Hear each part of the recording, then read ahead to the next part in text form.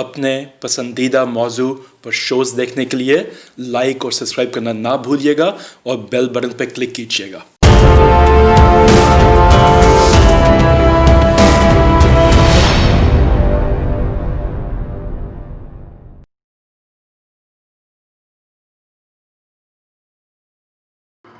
अस्सलामुअलैकुम नाजरीन, हकाइक टीवी के साथ मैं हूं आपकी होस्ट अमाइला सुल्तान। नाजरीन, मुहर्रमुल हराम की मुनासबत से हम आपकी खिदमत में पहले भी एक प्रोग्राम पेश कर चुके हैं और आज फिर उसी मुनासबत से प्रोग्राम पेश करने जा रहे हैं। और शो में आज हमारे साथ बात करने के लिए मौजूद हैं अल्लामा ताहिर अब्बास अल असरी साहब, जो कि एक मजहबी स्कॉलर होने के साथ साथ एक राइटर और एक सहाफ़ी भी हैं। तो अल्लामा साहब की तरफ चलते हैं। अल्लामा साहब, सबसे पहले तो मैं आपको खुशामदीद कहूँगी कि आपने अपना कीमती वक्त दिया हमें। अल्लामा साहब, जैसा कि आज 5 मुहर्रमुल हराम है, आज के रोज़ ये हुसैनी काफ़िला किस मुकाम पर पहुंचा था और उनके क्या जज्बात से, ये ज़रा हमारे नाज़रीन को बताइएगा। आऊज़ु बिल्लाहि समीउल अलीम मिनश शैतानिर रजीम, बिस्मिल्लाहिर रहमानिर रहीम। नाज़रीन मोहतरम, जिस तरह के आज मुहर्रम की 5 तारीख़ है, काफ़िला हुसैनी 2 मुहर्रम को करबला वारिद हो चुका है। खैमे लग चुके हैं, हुसैनी खैमे भी लग चुके और यजीदी सिपाह के खैमे भी लग चुके। मैं थोड़ी सी बैकग्राउंड में जाऊंगा ताकि वो हमारे नाजरीन जिन्होंने आज हमें न्यूली ज्वाइन किया होगा, ताकि वो भी इसमें शामिल हो सके। बिल्कुल बिल्कुल। हमने अपने गुज़िश्ता प्रोग्राम में जो सफ़र की रुदात थी वो पेश की थी, लेकिन नए नाजरीन और पुराने नाजरीन दोनों के लिए आज एक नई चीज़ और एक नया एजेंडा आपकी खिदमत में पेश करेंगे। फिर हम अपनी गुफ्तगू को आगे बढ़ाएंगे कि जब मदीना में गवर्नर मदीना वलीद बिन उतबा बिन अबू सुफियान ने इमाम हुसैन अलैहिस्सलाम को अपने दरबार में तलब किया था रात के वक्त बैत तलब करने के लिए, और यजीद का वो ख़त पढ़कर सुनाया उसने कि यबना रसूलुल्लाह, ये ख़त मुझे यजीद का वसूल हुआ है जिसमें उसने मुझे हुक्म दिया है कि मैं आपसे यजीद के लिए बैत तलब करूं। वहाँ पर इमाम ने बाज़ाब्ता ऑफिशियली सबसे पहली स्टेटमेंट दी थी उसके ख़त के बदले में।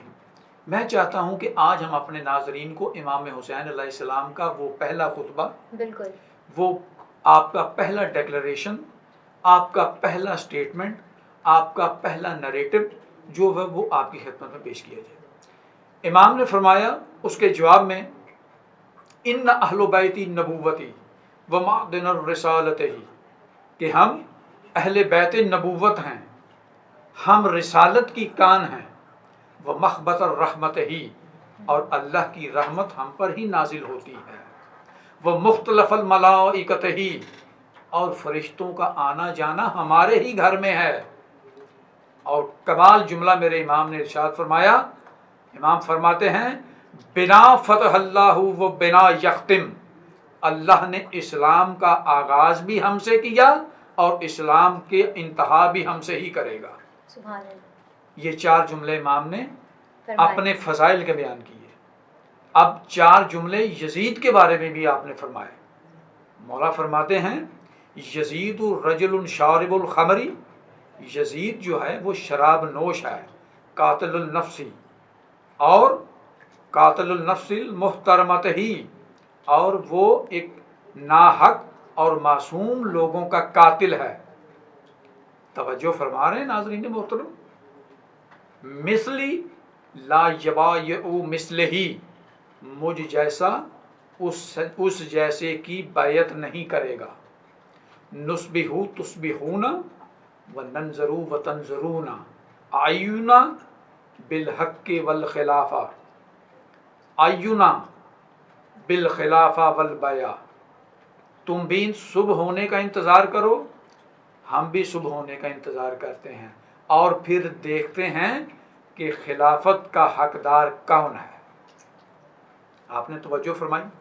ये है वो पहला खुतबा इमाम का जो आपने बाज़ाब्ता वक्त के गवर्नर के दरबार में उसके सामने दिया था, और वहाँ पर جو مروان بن حکم بیٹھا ہوا تھا، اس نے جب اٹھ کر امام جانے لگے تو اس نے جب گورنر مدینہ ولید بن عتبہ کو یہ کہا کہ آج اگر حسین بچ کر نکل گئے تو پھر تم قیامت تک ان سے بیعت نہیں لے سکو گے، جب یہ جملے امام حسین علیہ السلام نے سماعت فرمائے تو آپ نے مخاطب کیا مروان ابن حکم کو، اور امام نے کہا کہ ابن زرکا، اے نیلی آنکھوں والی ماں کے بیٹے، تو مجھے قتل ہونے سے ڈراتا ہے؟ شہادت تو ہمارے خون میں ہے، تو مجھے قتل سے ڈرائے گا؟ تو یہ کہہ کر امام دارالامارہ سے نکل گئے۔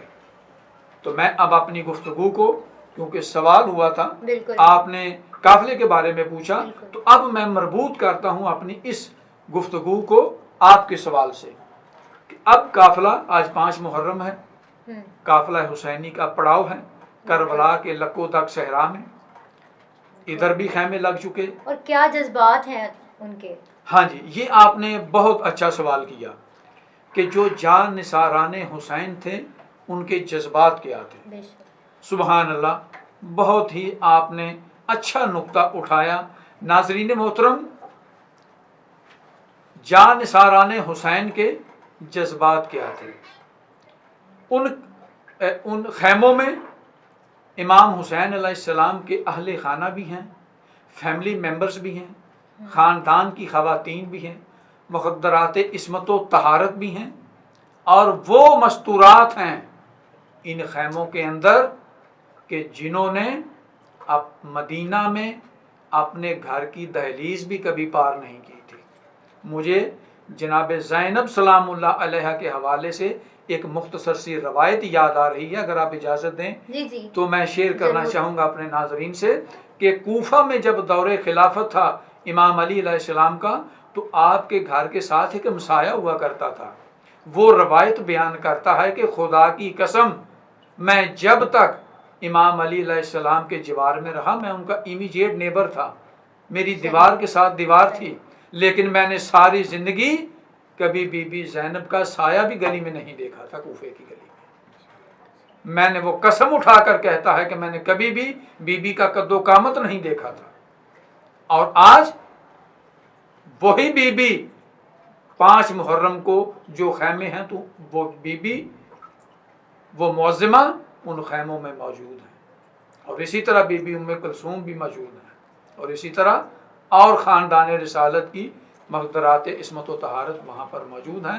اور ہر خیمے سے آپ نے جذبات کا سوال کیا، بتانا میں یہ چاہتا ہوں، یہ جو میں نے تھوڑی سی تمہید باندھی تاکہ آپ کو جذبات کا مفہوم سمجھ آ جائے۔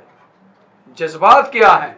جذبات یہ ہیں کہ وہ خیمہ چاہے مستورات کا ہو، وہ خیمہ چاہے اصحاب حسینی کا ہو، ہر خیمے سے، کسی خیمے سے تسبیح و تحلیل کی آواز آ رہی ہے، کسی خیمے سے نماز کی آواز آ رہی ہے، اور کسی خیمے سے تلاوت کلام پاک کی آواز آ رہی ہے۔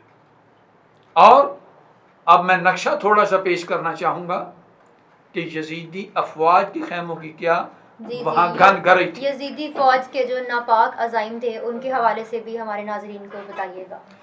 جی ناظرین محترم، جو مخالف فوج تھی، جو یزیدی فوج کی گھن گھرئی تھی، وہاں پر نکاروں کی آواز تھی، وہاں پر گونج کی آواز تھی، وہاں پر ڈھول کی گونج کی آواز اور ڈھول کی تھاپ کی آواز تھی۔ وہاں پر اس دور کے جو رنگ رلیاں منانے والے اور قانون شریعت کو پامال کرنے والوں کا وہ جم گھٹا تھا، جو حسین ابن علی کے مقابلے پر آ جائیں، ان کا کیا دین ہوگا اور ان کا کیا ایمان ہوگا۔ بالکل۔ تو ناظرین محترم، جب ہم کمپیریزن کرتے ہیں، جب ہم موازنہ کرتے ہیں دونوں سپاہ کا، دونوں افواج کا، لیکن دونوں میں زمین آسمان کا فرق ہے خطہ عرب ہی، بے شک خطہ عرب ہی ہے، لیکن سوال یہاں پر یہ پیدا ہوتا ہے، کیا سپاہ یزید کو اس بات کا ادراک نہیں ہے کہ ہمارے سامنے جو خیمے لگے ہیں، جن خیموں سے تسبیح و تحلیل کی صدائیں بلند ہو رہی ہیں، جن خیموں سے تلاوت کلام پاک کی صدائیں آ رہی ہیں، اور وہ خیمے جو ہمارے خیموں سے چند فرلانگ کے فاصلے پر نصب ہیں، یہ خیمے کن سے نسبت رکھتے ہیں؟ کیا یہ رسول اللہ کا گھرانہ نہیں تھا؟ بے شک وہی یزیدی سپاہ جو روزانہ میں سینکڑوں کی تعداد میں فوجیں آ رہی تھیں، کیا وہ کلمہ گو نہیں تھے؟ کیا وہ دین محمدی پر نہیں تھے؟ کیا وہ شریعت محمدی کے پیروکار نہیں تھے؟ کیا وہ حج نہیں کرتے تھے؟ کیا وہ عمرے نہیں کرتے تھے؟ کیا وہ نمازیں نہیں پڑھتے تھے؟ کیا وہ حج نہیں کرتے تھے؟ سب کچھ کرتے تھے۔ کیا ان کے چہروں پر سنت رسول نہیں تھی؟ سب کچھ تھا، لیکن خاندان رسالت کا تقدس نہیں تھا۔ شریعت محمدی کے جو قوانین تھے انہیں پامال کر دیا گیا۔ ایک طرف اللہ کی راہ میں قربانی دینے کا جذبہ تھا اور دوسری طرف اقتدار کی ہوس تھی۔ ہم اس کو اس طرح جی بالکل بالکل، آپ کا سوال ویلڈ ہے، آپ کا کوشچن ویلڈ ہے، لیکن یہاں پر یہ چیز مادہ پرستی کے حوالے سے اس سے بہتر اور مثال تاریخ انسانیت میں پیش کی جا سکتی ہی نہیں ہے۔ آپ کے اس سوال کے تناظر میں مجھے امام حسین علیہ السلام کے خطبے کا وہ جملہ یاد آ گیا جو امام نے روز عاشور آخری خطبہ انہی یزیدیوں کو مخاطب کر کے دیا تھا۔ امام نے اس خطبے میں یہی جملہ، بے عین یہی جملہ جس کی طرف آپ نے اشارہ کیا، مادیت کے حوالے سے، حکومت کے حوالے سے، مادہ پرستی کے حوالے سے، امام کے وہ سارا خطبہ میں نقل نہیں کر سکتا کیونکہ ہم اتنی طویل گفتگو کے متحمل نہیں ہو سکتے۔ بے شک ہم اپنے شو کا اختتام آپ کے انہی الفاظ پر کریں گے۔ جی، وہ آخری جملہ جو تھا، امام نے اپنے گھوڑے پر بیٹھ کر جب خطبہ دیا یزیدی فوج کو تو اس سارے خطبے میں وہ جملہ تھا، آپ نے جب انہیں خاموش ہونے کے لیے کہا کہ اے ابن سعد اپنے لشکر کو خاموش کر، میں تجھ سے اور تیرے لشکر سے آخری بات کرنا چاہتا ہوں، تو جب ابن سعد نے اپنے فوجیوں کو حکم دیا، جب ان میں سکوت طاری ہوا تو امام نے یہ جملہ ارشاد فرمایا کہ تمہارے پیٹوں میں حرام کا مال جا چکا ہے، تمہارے خون حرام کے مال سے تمہارے جسم کا خون میں، تمہارے جسم میں حرام کے مال کا خون گردش کر رہا ہے،